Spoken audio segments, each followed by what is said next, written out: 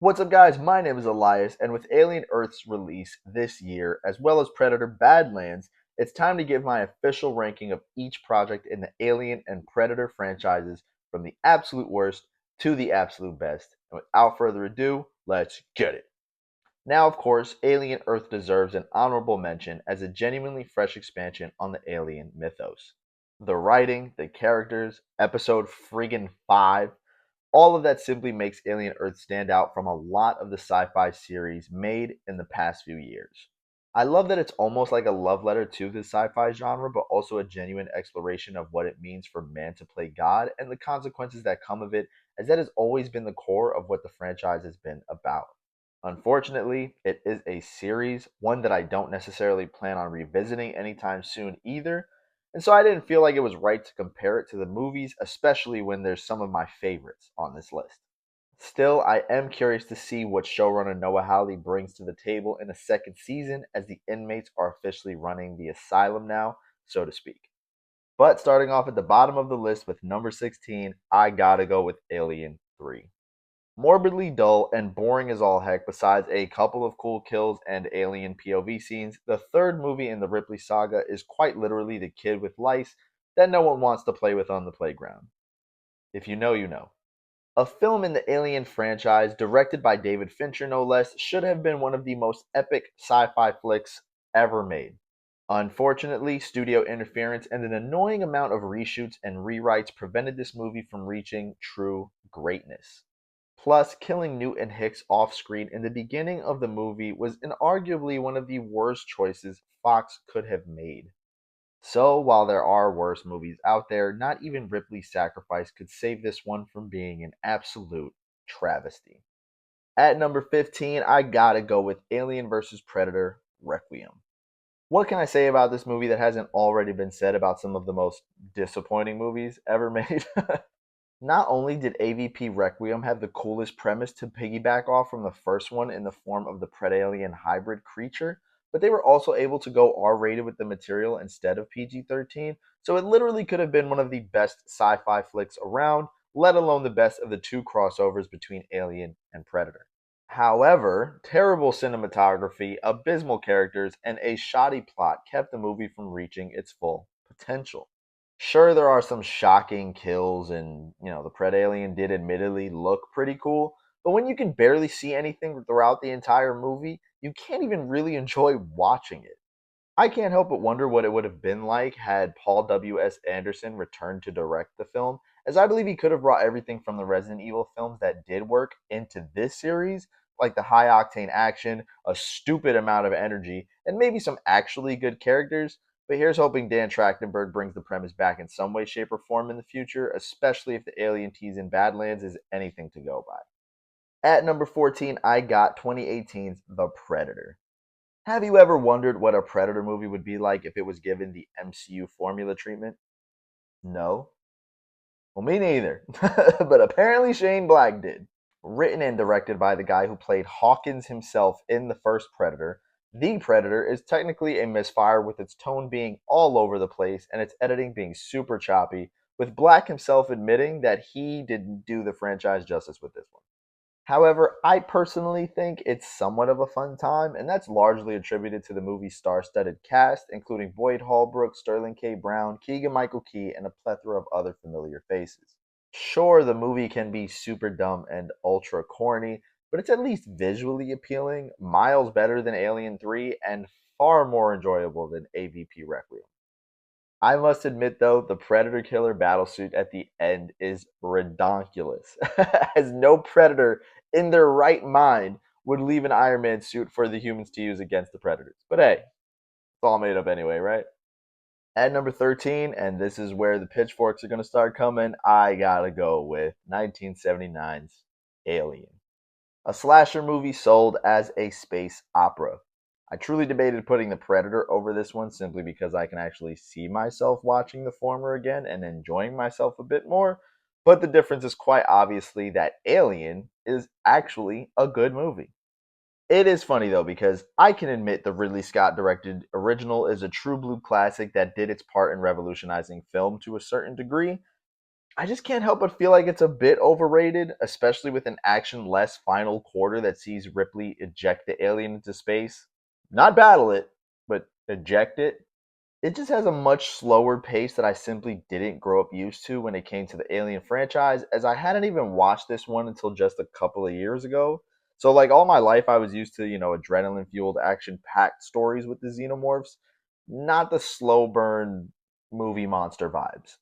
The practical effects, the character work, the writing, the story. I mean, Ripley becoming an all time Last Girl protagonist for the ages, all of it makes Alien a bona fide classic in its own right. But a part of me wishes that I had grown up watching this just so I could appreciate it more. And while Ridley Scott's direction here was something special, I have to be honest and say that it is just not one I'll be circling back to anytime soon, even though I definitely recommend any newcomer of the franchise to check it out first. At number 11 is Alien Covenant. Now, this felt like a straight up compromise for Scott, where, it seems he wanted to do more Prometheus type stuff, but shot himself in the foot by connecting it to the Alien movies. Thus, how this amalgamation of a film came about, dividing fans yet again. That being said, I actually really enjoyed it. Number one, it actually feels like an alien film, which is awesome, even with the Prometheus connections sprinkled in. Number two, it's wilder and more visceral with how the xenomorphs are depicted. And number three, Michael Fassbender returns in dual roles this time as David and the novel android Walter, whose purpose is to protect the crew at all costs. How this man hasn't received an Oscar yet is beyond me. The film also features a really dope plot twist at the end that I dig every time I watch it, and I can't help but lose sleep over because of how nihilistic it makes the rest of the film seem. So there is some really rich thematic depth here. Don't get it twisted though. None of the answers to the questions about the franchise we were never asking in the first place, mind you, satisfy really on any level. But I'm always down for some xenomorph carnage and good writing. Nevertheless, though, it could be seen as a misguided sequel slash prequel, whatever you want to call it. It at least does everything Prometheus did. It's just better, and it feels more like an alien film. But bringing us into the top 10 is Predator Killer of Killers. Dan Trachtenberg knew what he was doing making this and 2022's Prey by giving the fans almost exactly what they've been asking for, aka dropping a Predator in a random time period to see how they'd contend with the warriors of that era. I say almost because I would have preferred to see this in live action, but who knows what else he's got up his sleeve. Still, for an animated project that isn't Japanese anime, this thing is graphic and action packed to the core, doing justice to the franchise tenfold. Story wise, by following three different protagonists in three different time periods just to have them converge in an epic gladiator match that eventually involves the King Predator, Killer of Killers is able to deliver an engaging payoff while still teasing some exciting things to come in the near future. From the performances to the premise to the mid credits cameos of Dutch and Harrigan frozen alongside Nauru, not only did Killer of Killers expand the Predator lore, but it showcased just how much gas the franchise still has left in the tank, even in animated form. Don't get its placement here twisted, as the only reason it's not that high up on this list is simply because I would actually choose to watch all the ones above it, but no doubt Killer of Killers slaps for what it is. At number 9 is AVP Alien vs. Predator. Look, nostalgia pushes AVP into the stratosphere for me, okay? Sorry, not sorry. But when two of my favorite monsters, movie monsters, mind you, first collided on the big screen, I was an 8-year-old who didn't even think something like that was possible.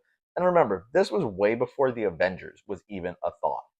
Sanaa Lathan leads a fun cast of hapless characters who mistakenly get caught up in the middle of an ages long war between the xenomorphs and the predators, wherein the predators use human sacrifices to birth the xenomorphs so they can hunt them. It's an insane premise, right? We get some crazy dope action here too, with one scene in particular involving the predator jumping in the air like a ninja and stabbing the queen xenomorph with a friggin' spear.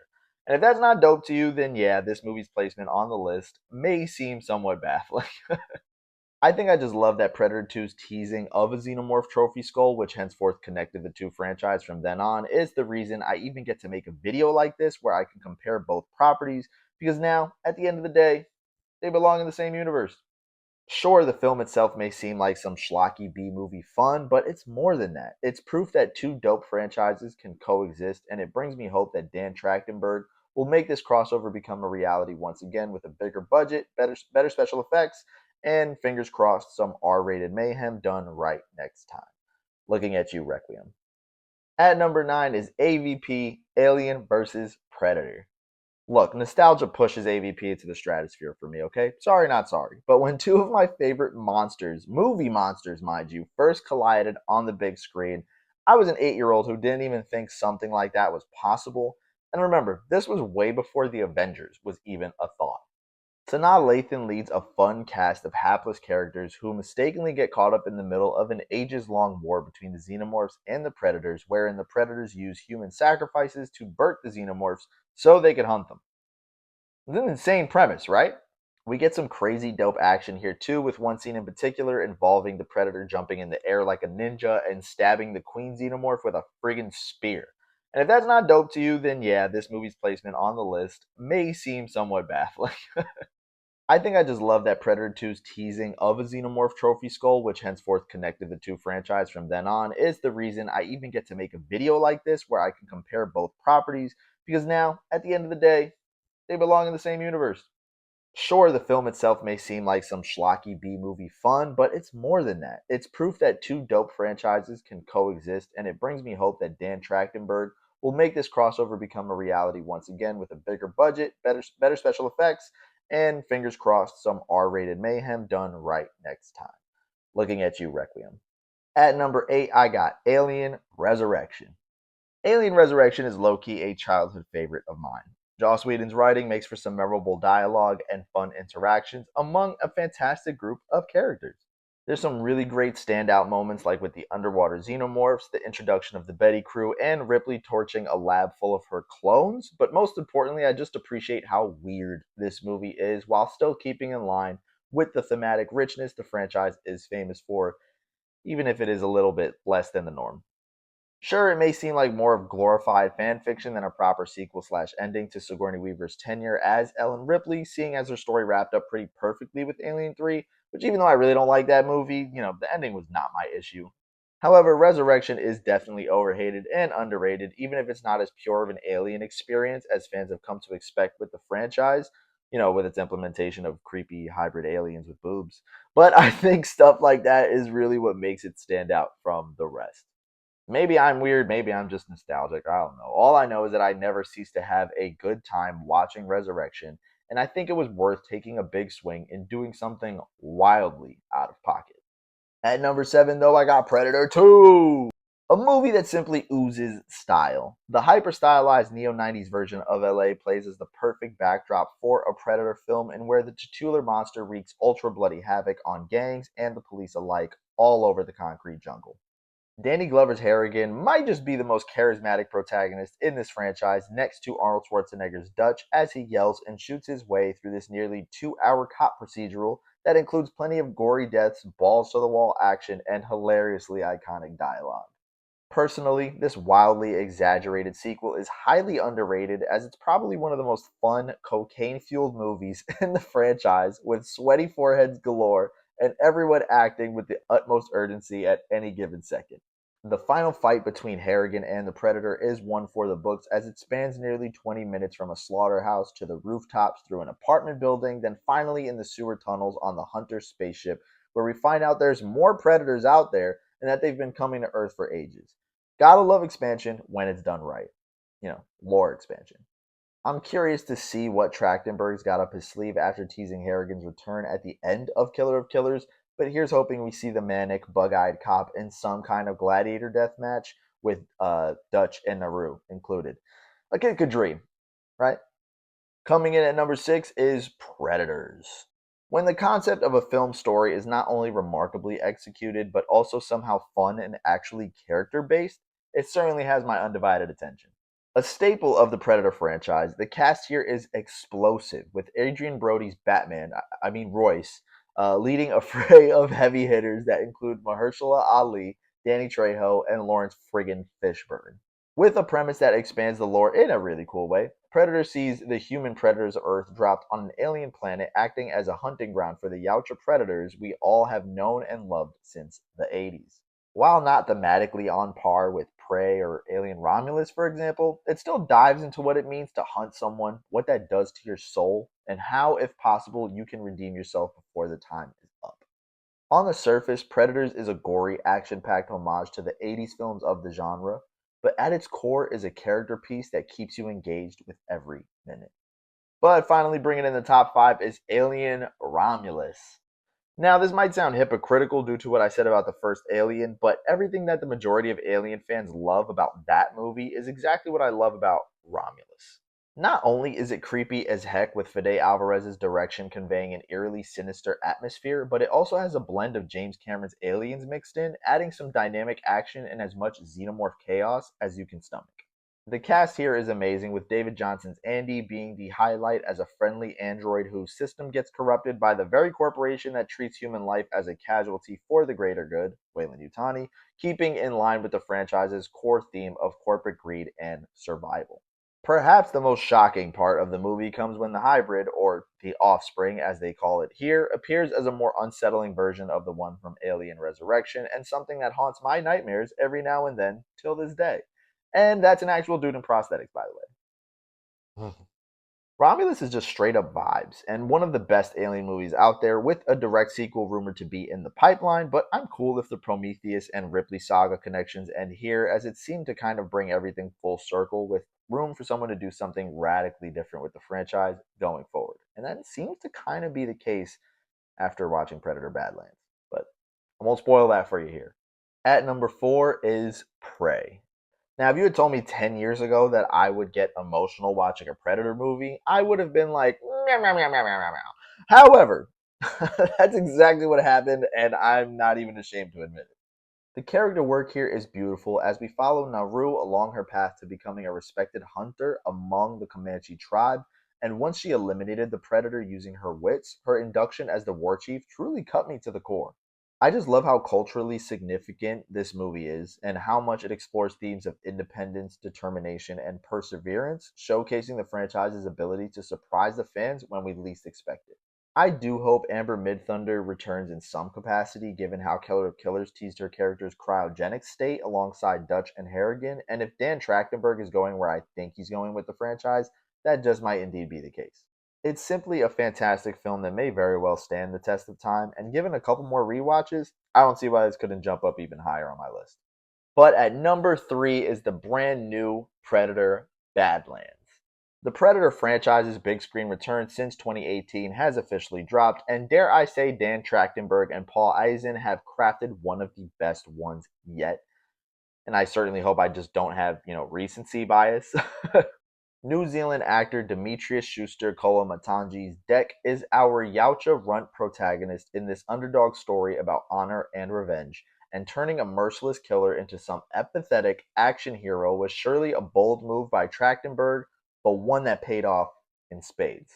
Now, there are no actual humans in the movie, preventing the PG-13 rating from hindering the movie's graphicness, as it's still ferociously violent throughout.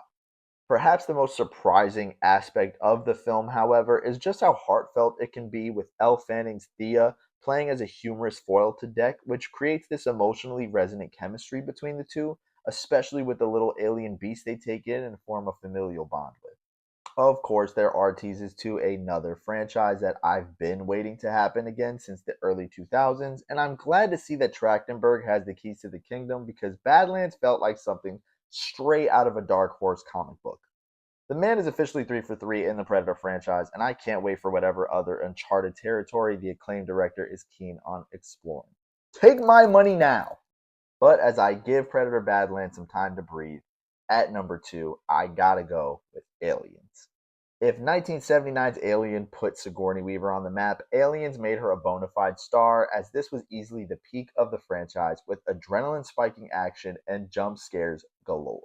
But the cast here is the real secret sauce, with James Cameron's direction bringing the best performances possible out of them, providing the most fun interactions we've ever seen from these movies.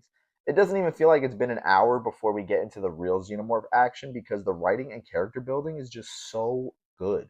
Hicks and Newt are clear standouts, with Bill Paxton's Hudson becoming an iconic character for the ages. And although the Marines are rough and wholeheartedly tough, once Ripley leads them into enemy territory, they realize just how in over their heads they really are.